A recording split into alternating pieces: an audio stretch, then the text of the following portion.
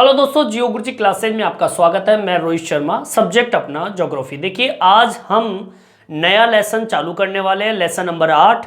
और lesson number 8 का नाम जो है वो है निर्माण उद्योग। ठीक है, तो टॉपिक डालेंगे अपन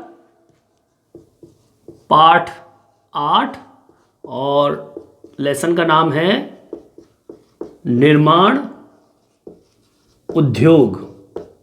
देखिए, सबसे पहले हम निर्माण उद्योग कौन से होते हैं इसके बारे में हम जानकारी लेंगे कि निर्माण उद्योग होते क्या है।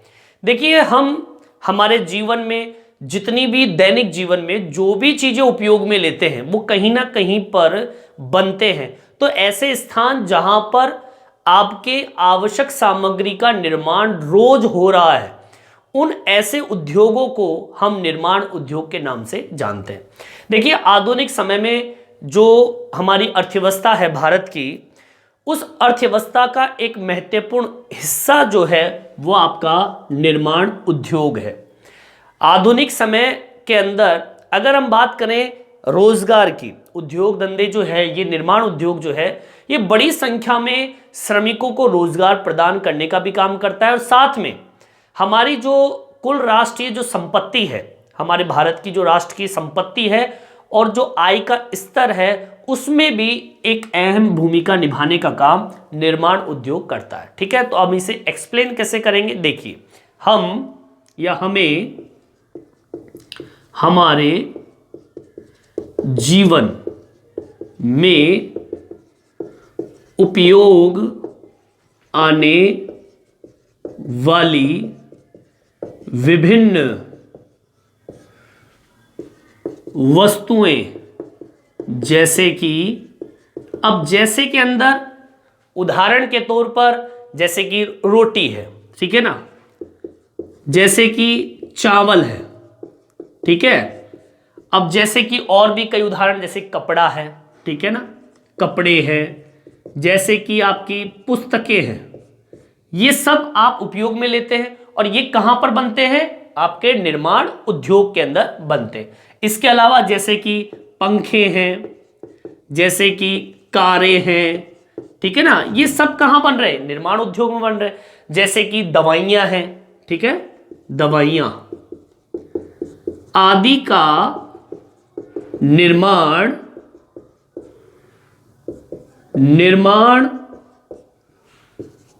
उद्योगों में होता है। मतलब ये कि आपके जीवन में आवश्यक जितनी भी सामग्री होती है, उन सामग्रियों का निर्माण जिन उद्योगों में होता है उन्हें ही हम कहते हैं निर्माण उद्योग। बस, आधुनिक समय में हमारी अर्थव्यवस्था का एक महत्वपूर्ण हिस्सा भी है। ठीक है, लिखेंगे आधुनिक समय में अर्थव्यवस्था का महत्वपूर्ण हिस्सा निर्माण उद्योग है। ठीक है, और सुनिए, ये उद्योग बड़ी संख्या में श्रमिकों को रोजगार प्रदान करते हैं। लिखेंगे ये उद्योग धंधे बड़ी संख्या में लोगों को रोजगार प्रदान करते हैं। ठीक है, और सुनिए, क्या बताया था मैंने?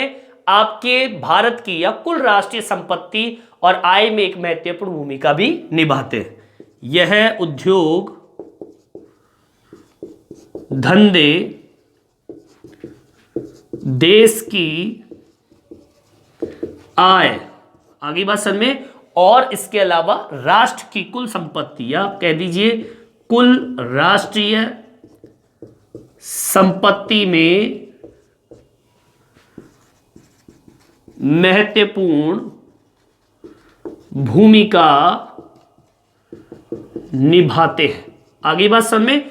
तो ये तो मैंने आपको बताया, केवल इतनी सी बात बताई है कि निर्माण उद्योग होते क्या है। ठीक है, चलिए अब हम आगे की ओर बढ़ेंगे। यहां तक आप उतार लीजिए।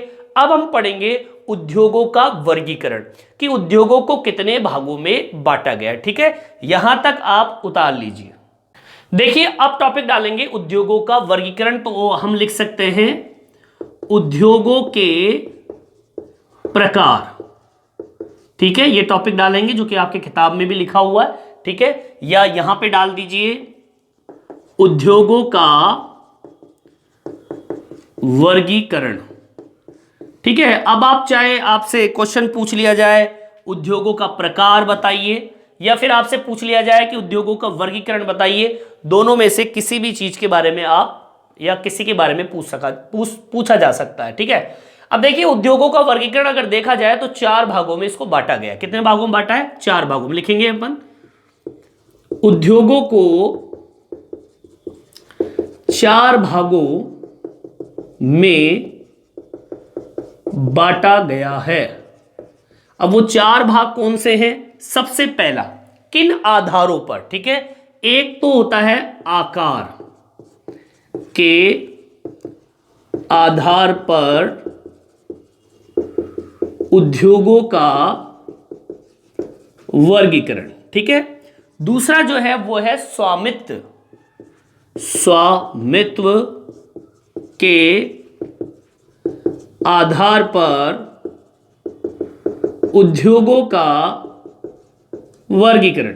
ठीक है, तीसरे नंबर पे जो आता है वो है उत्पादों के उपयोग के आधार पर। ठीक है, उत्पादों के उपयोग के आधार पर उद्योगों का वर्गीकरण। ठीक है, और आखिर में जो है वो है कौन सा? कच्चे माल के आधार पर, कच्चे माल के आधार पर उद्योगों का वर्गीकरण। ठीक है, ये 4 भाग है। इन 4 भागों को हम देखेंगे, एक एक करके इनका वर्णन करेंगे। तो सबसे पहले हम डालेंगे आकार के आधार पर। ठीक है, आकार के आधार पर उद्योगों का वर्गीकरण। अब देखिए आकार का मतलब क्या होता है? कितने एरिया में वह फैला हुआ है, कितने बड़े स्तर पर उत्पादन होता है। मतलब इसमें देखा जाता है आकार, पूंजी निवेश और श्रम शक्ति, 3 चीजों का आकलन के आधार पर इनको बांटा गया। मैं लिख देता हूं इसको किस आधार पर। एक तो आकार देखा जाता है, एक देखी जाती है पूंजी। ठीक है, वह श्रम शक्ति के आधार पर कितने भागों में बांटा है? 3 भागों में। आगे बात समझ में, इसको 3 भागों में बांटा गया है। आकार देखा जाता है, कितने एरिया में फैला हुआ है, छोटा है कि बड़ा है, कैसा है। एक होता है पूंजी, कितनी पूंजी व्यय की गई है, और एक होता है कितना श्रम शक्ति उपयोग में लिया गया है। तो इनको भी 3 भागों में बांटा है। एक वृहद उद्योग, दूसरा मध्यम उद्योग, और तीसरा है लघु उद्योग। इस लघु उद्योग को हम कुटीर उद्योग के नाम से भी जानते हैं। आगे बात समझ में। ठीक है, मैं एक थोड़ा सा एग्जांपल दे देता हूं उनके बारे में। अब जैसे कि मैंने लिखा हुआ है आकार, पूंजी और श्रम, कैसे इन तीनों को डिवाइड किया गया। जैसे कि हम वृहद उद्योग की बात करें, ये बड़े स्तर पर मतलब बड़े पैमाने वाले उद्योग होते हैं। अब इस बड़े पैमाने वाले उद्योग है तो इनका आकार भी कैसा होता है? बड़ा होता है। ठीक है, शॉर्ट में बता रहा हूं, बाकी इनका वर्णन हम अगले टॉपिक में करेंगे। इनका वर्णन है। पूंजी की बात करें तो पूंजी भी बड़ी होती है। बड़ी पूंजी मतलब ज्यादा पैसे का व्यय इसमें किया जाता है। ठीक है, श्रम शक्ति की बात करें तो श्रम शक्ति का उपयोग बड़े स्तर पर किया जाता है। आगे बात समझ में। और इनका कारखाना बहुत बड़ा होता है, बहुत बीघों में फैला हुआ होता है। मध्यम उद्योग की बात करें तो इससे छोटा और इससे बीच का भाग। ठीक है, इसमें भी पूंजी की आवश्यकता पड़ती है। आकार के अंदर हम कह सकते हैं कि घर में ना होकर बाहर की साइड कहीं पर एक छोटा सा कारखाना स्थापित किया जाता है, पूंजी व्यय होती है, श्रम शक्ति भी इसमें लगती है, थोड़ा बहुत मशीनों का उपयोग इसमें किया जाता है। लघु उद्योग और कुटीर उद्योग में क्या होता है, ये बहुत ही छोटे पैमाने का उद्योग होता है, घर में ही इसको उत्पादन होता है और श्रम के रूप में हम कह सकते हैं घर के सदस्य जो लोग हैं इसमें कार्य करते हैं, ठीक है। और पूंजी जो है बहुत ना के बराबर लगती है। साथ में अगर इसमें कच्चे माल की आवश्यकता होती है लघु उद्योग में, तो आसपास के क्षेत्रों से ही अपना कच्चा माल व्यवस्थित कर लेते हैं या इकट्ठा कर लेते हैं उस आधार पर। तो अब इसको हम ऐसे देख सकते हैं, देखिए लघु उद्योग कुटीर उद्योग, अब इसको हम इस तरीके से देखेंगे, देखो छोटे से बड़े को देखते हैं। लघु उद्योग कुटीर उद्योग घर में होता है, पूंजी न के बराबर लगती है, कच्चा माल आसपास के क्षेत्रों से प्राप्त किया जाता है और श्रम के रूप में घर के सदस्य ही कार्य करते हैं, ठीक है, घर में हो रहा है काम।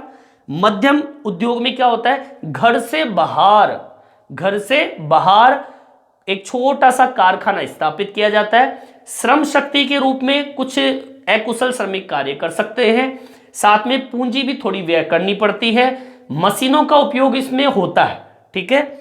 चलिए वृहद उद्योग क्या होता है, वृहद उद्योग बड़े स्तर पर उद्योग होता है। अब इसमें बड़े पैमाना, आकार भी बड़ा, पूंजी भी ज्यादा, श्रम शक्ति, बिजली, पानी जो भी है वो सब इसके अंदर उपयोग में आता है, ठीक है। अब आपके समझ में आ गया होगा कि वृहद, मध्यम और लघु उद्योग किसे कहते हैं, ठीक है। यहां तक आप उतार लीजिए। देखिए अब दूसरा पॉइंट डालेंगे अपन स्वामित्व के आधार पर, ठीक है। सेकंड पॉइंट डालिए, स्वामित्व के आधार पर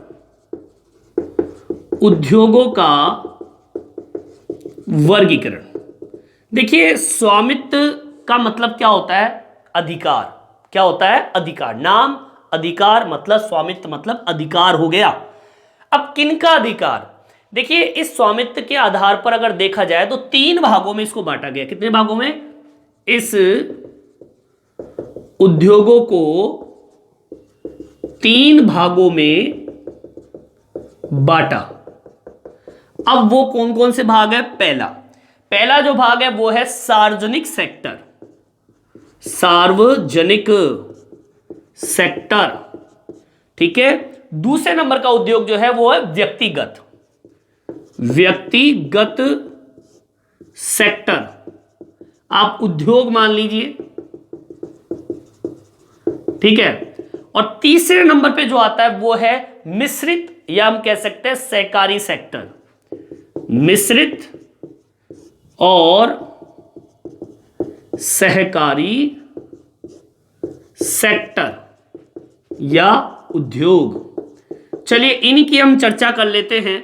सबसे पहले हम डालते हैं सार्वजनिक सेक्टर उद्योग। कौन से होते हैं, देखिए सार्वजनिक सेक्टर होते क्या है, सरकार के द्वारा नियंत्रित कंपनियां या हम कह सकते हैं निगम, जो कि सरकार के द्वारा ही संचालित होता है, ठीक है। जैसे कि आपने देखा होगा बिजली निगम है, अब इस पे काम तो प्राइवेट कंपनियां कर रही है लेकिन अधिकार किसका, सरकार का, ठीक है। तो हम लिखेंगे सरकार द्वारा संचालित या हम कह सकते हैं नियंत्रित, ठीक है। सरकार के द्वारा संचालित नियंत्रित कंपनियां, ठीक है, ये हम कह सकते हैं उद्योग, सार्वजनिक उद्योग कहलाते हैं। क्लियर, मतलब ये सरकार का अधिकार है ऐसी कंपनियों के ऊपर और उन्हें संचालित करने का काम भी सरकार ही करती है, बस काम जो है वो प्राइवेट कंपनियां करती है, ठीक है। दूसरे नंबर पे आता है व्यक्तिगत सेक्टर उद्योग। अब देखिए व्यक्तिगत तो आपको साफ पता चल रहा है, व्यक्ति मतलब एक व्यक्ति या कुछ लोग मिलकर किसी उद्योग को संचालित करें, व्यक्तिगत सेक्टर उद्योग कहलाएगा, ठीक है।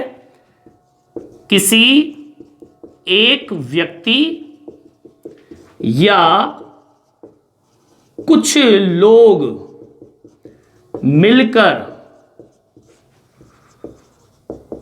उद्योगों का संचालन करें, व्यक्तिगत उद्योग कहलाता है। क्लियर? एक व्यक्ति हो या फिर कई व्यक्ति मिलकर किसी उद्योग का संचालन करें, व्यक्तिगत सेक्टर कहलाएगा। ठीक है।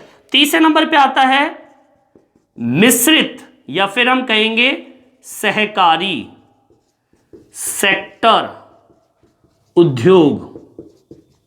अब देखिए इसके बारे में देख लेते हैं, जिसमें सरकार व गैर सरकारी संस्था मिलकर काम करे। मतलब एक तरीके से देखो, सार्वजनिक सेक्टर में तो किसका अधिकार होता है? सरकार का, मतलब सरकार ही नियंत्रित करती है, इसमें बाहर का किसी का भी अधिकार नहीं होता है। ठीक है ना? तो ऐसी कंपनियां जो होती है उस पर सरकार का अधिकार हो तो वो तो सार्वजनिक हो गया। व्यक्तिगत में क्या हो गया? किसी एक व्यक्ति का अधिकार हो या कुछ लोग मिलकर किसी उद्योग का संचालन करें। सहकारी और मिश्रित में क्या होता है? सरकार और गैर सरकार, मतलब सरकारी और प्राइवेट जो लोग होते हैं दोनों मिलकर अगर किसी उद्योग का संचालन करें। ठीक है, जिसमें सरकार व गैर सरकार मिलकर उद्योगों का संचालन करें, इसे ही हम क्या कहेंगे? मिश्रित सहकारी सेक्टर उद्योग। ठीक है, चलिए ये कंप्लीट होता है अपना स्वामित्व, मतलब अधिकार हो गया लोगों का, इसमें सरकार का, इसमें एक व्यक्ति का और इसमें सरकार और व्यक्ति का। ठीक है, तो इस तरीके से अपना ये स्वामित्व के आधार पर उद्योग कंप्लीट होता है। ठीक है, यहां तक आप उतार लीजिए। देखिए तीसरे नंबर का पॉइंट डालेंगे अपन, अब तीसरा बिंदु डालेंगे, उत्पादों के उपयोग। ठीक है, उत्पादों के उपयोग के आधार पर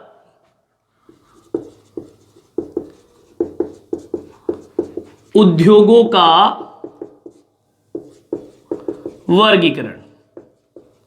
ठीक है, या हम कह सकते हैं, इसको हम ऐसे भी लिख सकते हैं, उत्पादों के आधार पर भी लिख सकते हैं। ठीक है ना, लेकिन इसमें मैं आपको यह बताऊंगा कि उत्पादों का उपयोग वो कौन कौन सी वस्तु है जिनका उपयोग हम करते हैं। ठीक है ना, उस आधार पर इसका वर्गीकरण करेंगे। कुल मिला के इसको 4 भागों में बांटा गया। ऐसे उद्योगों को कितने भागों में बांटा है? 4 भागों में, 4 भाग। अब वो 4 भाग देख लेते हैं। सबसे पहला भाग जो है वो है मूल पदार्थ उद्योग। मूल पदार्थ उद्योग। सबसे पहले हम इसकी परिभाषा की बात कर लेते हैं जो आपकी किताब में नहीं है। वे उद्योग जो अनेक उद्योगों को आधार प्रदान करे। ठीक है, कच्चे माल के रूप में। ठीक है, लिख देता हूं मैं, वे उद्योग जो अनेक उद्योगों को आधार प्रदान करे, कच्चे माल के रूप में। अब देखिए ऐसे उद्योग कौन से हैं, जैसे कि उदाहरण के तौर पर, जैसे चीनी उद्योग है। ठीक है, अब इसको गन्ना कच्चा माल हो गया। ठीक है, इसके अलावा आप बात करें, लोहा कारखाना है, लोहा कारखाना। अब लोहे कारखाने को किसकी आवश्यकता पड़ती है? कच्चे लोहे की, कच्चा लोहा। ये सब इसी के अंतर्गत आते हैं, मूल पदार्थ उद्योग के अंतर्गत। ठीक है, अब जैसे उदाहरण के तौर पे कागज है, कागज है तो बांस की जरूरत पड़ती है कागज उद्योग को। ठीक है, कागज उद्योग को किसकी जरूरत पड़ती है? बांस की। ठीक है, जैसे कि उदाहरण के तौर पर वस्त्र उद्योग है, वस्त्र उद्योग, बताइए रुई की जरूरत पड़ती है कि नहीं पड़ती है? ये आधार हो गया। इस तरीके से जो उद्योग, वे उद्योग अनेक उद्योगों को एक आधार प्रदान करे कच्चे माल के रूप में, उन उद्योगों को हम कहेंगे मूल पदार्थ उद्योग। क्लियर? यहां तक आपके समझ में आ गया होगा। ठीक है, सेकंड नंबर पे डालेंगे पूंजीगत। ठीक है, पूंजीगत पदार्थ उद्योग। अब देखिए पूंजीगत पदार्थ उद्योग कौन से होते हैं? जैसे कि वे उद्योग जो मशीन उपकरणों का उत्पादन करें। ठीक है, लिखेंगे ऐसे उद्योग जो मशीन व उपकरणों का उत्पादन करें। जैसे कि उदाहरण के तौर पर जैसे लिख रहा हूं मैं, जैसे कि भवन निर्माण है, ठीक है, मशीन, औजार, उपकरण, ये सब किसके अंतर्गत आते हैं? आपके पूंजीगत पदार्थ उद्योग के अंतर्गत आते हैं। जैसे कि वाहन है, ठीक है ना, वाहन मशीन है, इन सब का निर्माण करे, या कह दीजिए कि पूंजीगत, पूंजी मतलब पैसा लग रहा है इसके अंदर, ऐसे पदार्थ के अंतर्गत पूंजीगत पदार्थ उद्योग के अंतर्गत आता है। भवन निर्माण, मशीन, औजार, उपकरण या वाहन का निर्माण कहीं पर हो रहा है, ऐसे उद्योग जहां पर मशीन बन रही है, जहां पर उपकरण बन रहे हैं, वो सारे के सारे उद्योग पूंजीगत पदार्थ उद्योग के अंतर्गत आते हैं। ठीक है, चलिए 2 बिंदु मैं लिखवा दिए, अब 2 और बच रहे, वो कौन से हैं यहां तक आप उतार लीजिए। देखिए तीसरा बिंदु डालेंगे मध्यवर्ती।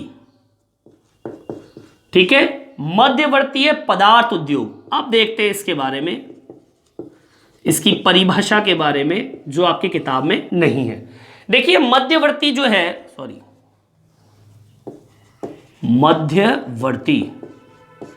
मध्यवर्ती पदार्थ कौन से होते हैं? देखिए मध्यवर्ती पदार्थ जैसे कि हम बात करेंगे उदाहरण के तौर पर, वे उत्पादित वस्तुएं जिनका प्रयोग उत्पादन कच्चे माल के रूप में उत्पादन की प्रक्रिया में करता है। ठीक है, वे उत्पादित वस्तुएं लिखेंगे, वे उत्पादित वस्तुएं जिनका उपयोग, जिनका प्रयोग कच्चे माल, आगे बात समझ में, कच्चे माल, या हम कह सकते हैं जिनका प्रयोग उत्पादन कच्चे माल के रूप में। ठीक है, या लिखेंगे उत्पादन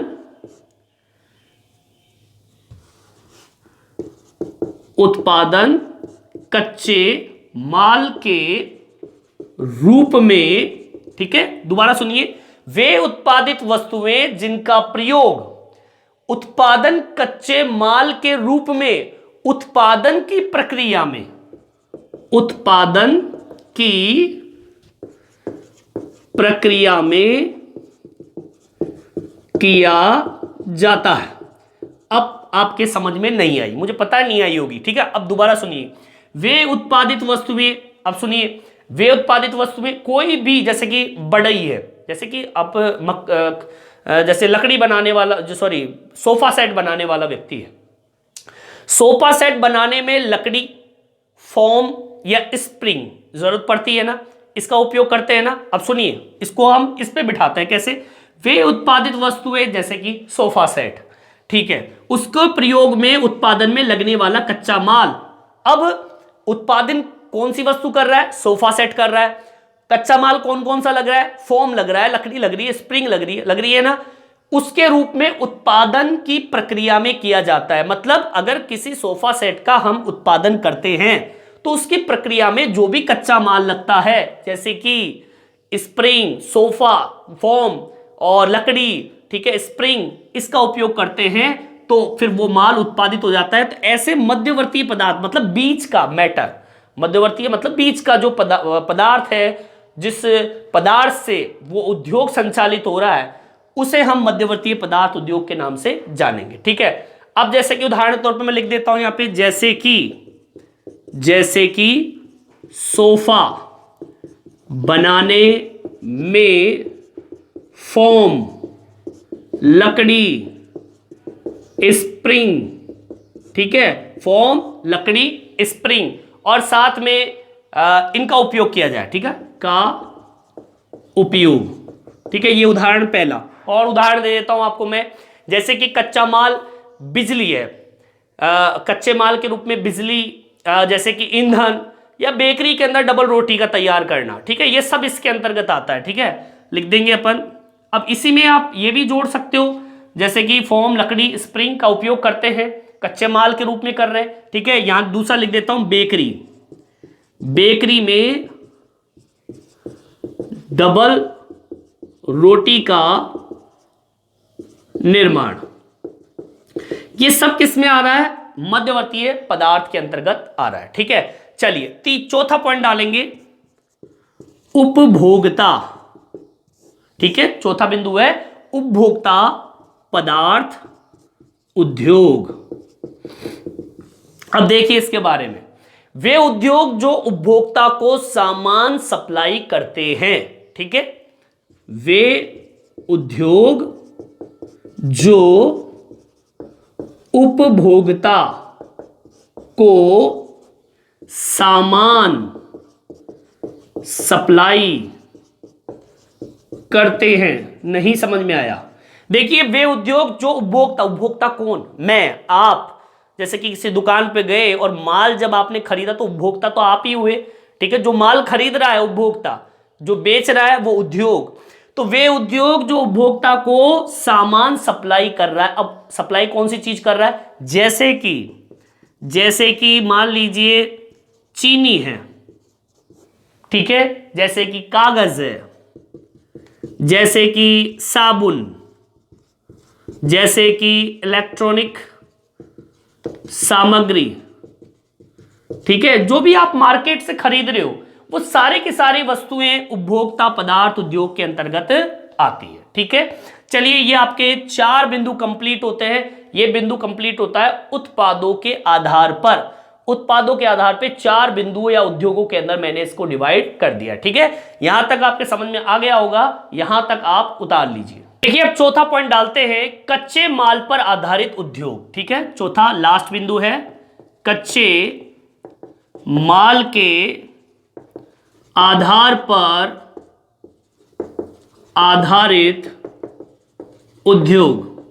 अब देख, कच्चे माल के आधार पर उद्योग जो है, जैसे कि उदाहरण के तौर पर कृषि आधारित उद्योग।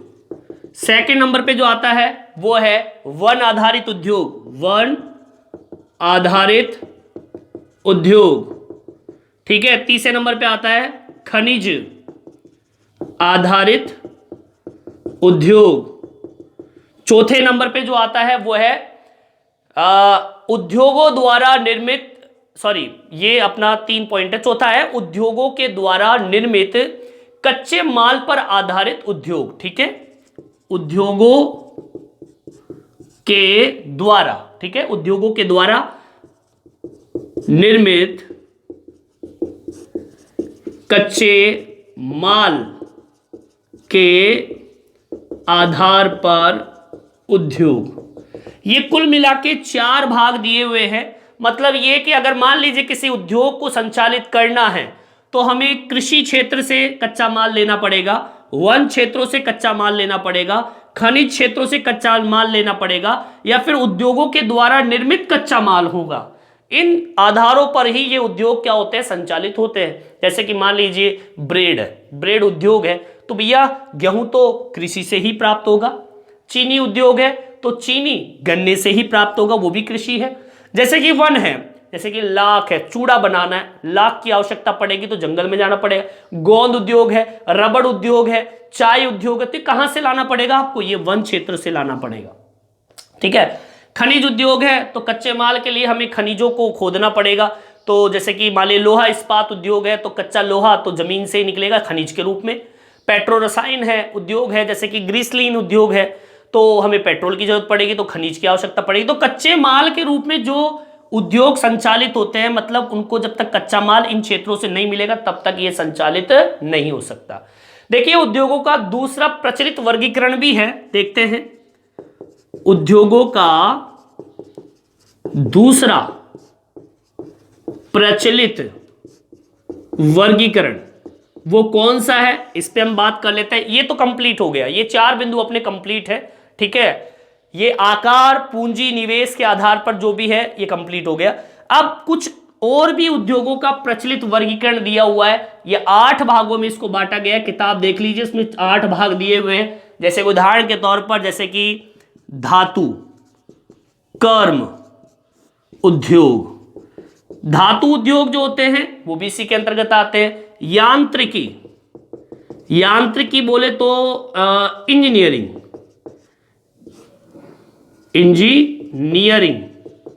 उद्योग, जो भी मशीन वशीन बनती है वो सब इसी के अंतर्गत आती है। ठीक है, रसायन उद्योग तीसरा है, रसायन उद्योग, जो रासायनिक जो भी चीजें बनती है वो सब इस उद्योग में आता है। चौथे नंबर पे आता है वस्त्र उद्योग। ठीक है, पांचवें नंबर पे जो आता है वो है खाद्य संस्करण उद्योग। ठीक है, ये पांचवें नंबर का बिंदु हो गया, या खाद्य संसाधन उद्योग लिख लीजिए। ठीक है, छठे नंबर पे जो आता है वो है कौन सा, विद्युत उत्पादन उद्योग, विद्युत उत्पादन उद्योग। आगे बात सुनिए, 5-6 हो गए। सातवें नंबर पे आता है इलेक्ट्रॉनिक उद्योग, इलेक्ट्रॉनिक उद्योग। और सातवें नंबर पे जो आता है वो है संचार उद्योग। आगे बात समझ में, ठीक है, ये 8वें नंबर का हो गया। ठीक है, संचार उद्योग। तो कुल मिला के 8 बिंदु हो गए। दोबारा रिपीट कर रहा हूं, समझिए। धातु क्रम उद्योग, यांत्रिक इंजीनियरिंग उद्योग, रसायन उद्योग, वस्त्र उद्योग, खाद्य संसाधन उद्योग, विद्युत उत्पादन उद्योग, इलेक्ट्रॉनिक उद्योग और संचार उद्योग। ये है उद्योगों का दूसरा प्रचलित वर्गीकरण, जो लोगों के अंदर इस नाम से हम कह सकते हैं प्रचलन में, अब प्रेजेंट टाइम पे इसको इलेक्ट्रॉनिक उद्योग हम जानते हैं, संचार उद्योग जानते हैं, प्रचलन में आज प्रेजेंट टाइम पे इन नामों से इनको जानते हैं। ठीक है, वो अलग उद्योग प्रकार है, ये अलग उद्योग प्रकार है, ये प्रचलित वर्गीकरण है, ये पुराने तरीके से जो हम पुराने ढंग से हम पढ़ते आ रहे हैं, ये अब जुड़ा है ये टॉपिक। ठीक है, ठीक है, ये अपना टॉपिक कंप्लीट होता है जिसमें हम उद्योगों का प्रकार पढ़ चुके हैं और निर्माण उद्योग की परिभाषा या उसकी विशेषताओं का अध्ययन हमने कर लिया। ठीक है, इस वीडियो में इतना। ये वीडियो आपको कैसा लगा मुझे कमेंट्स करके जरूर बताएं। मेरे चैनल को सब्सक्राइब जरूर करें, इससे नए नए वीडियो आप तक पहुंचा सकूं। धन्यवाद।